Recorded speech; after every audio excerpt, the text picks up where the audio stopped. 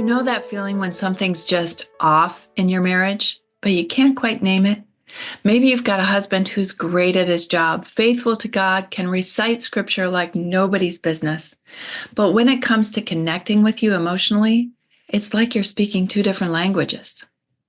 There's something happening in many marriages, including the Christian ones, that we're only beginning to understand. Here's what your church friends don't see: the emotional wasteland at home, the blank stares when you try to express your feelings, the rigid routines that can't be broken, the way he can spend hours explaining his favorite topic, but zones out the moment you need emotional support. You're exhausted from trying to convince yourself that if you just pray harder, submit more, and become more content, everything will magically improve. Here's something that might blow your mind. Up to 76% of adults with autism aren't diagnosed until after age 35. That's a whole lot of marriages where undiagnosed neurodiversity is creating chaos and confusion. And in Christian circles, we barely even talk about it. Look, neurodiversity in marriage isn't about having a bad spouse or being a bad Christian. It's about different brain wiring that affects how people connect, communicate, and process emotions. When your husband seems completely clueless about your emotional needs, it might not be because he doesn't care. He might literally be unable to read the signals that seem obvious to you. But let's be real. Understanding this doesn't automatically fix everything.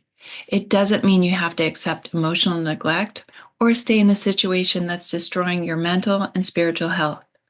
You can honor God and still take care of yourself. You can respect your marriage vows while setting healthy boundaries. And sometimes you might need to make tough decisions that the Sunday school answer sheet doesn't cover. Here's what I want you to know. You're not crazy. You're not too needy. And you're definitely not alone. Those nights you've spent crying, wondering why your marriage looks nothing like you were promised, there are thousands of other Christian women who get it, who've walked this road, who found ways to either rebuild their marriages with willing partners or make difficult but necessary choices to protect their well-being. It's time to stop beating yourself up and start seeing your situation clearly. Because contrary to what you might have heard, acknowledging the reality of neurodiversity in your marriage isn't a lack of faith. It's the first step towards making wise, God-honoring choices about your future. If what I've shared resonates with you, I want to point you to two valuable resources. First, our friends Dan and Stephanie Holmes have written an excellent book called Uniquely Us, Gracefully Navigating the Maze of Neurodiverse Marriage, Autism, and Faith. As both experts and a couple living this reality, they offer profound insights for this journey. And second, for ongoing help and support with your marriage, visit leslievernick.com. You don't have to figure this out alone. Be well.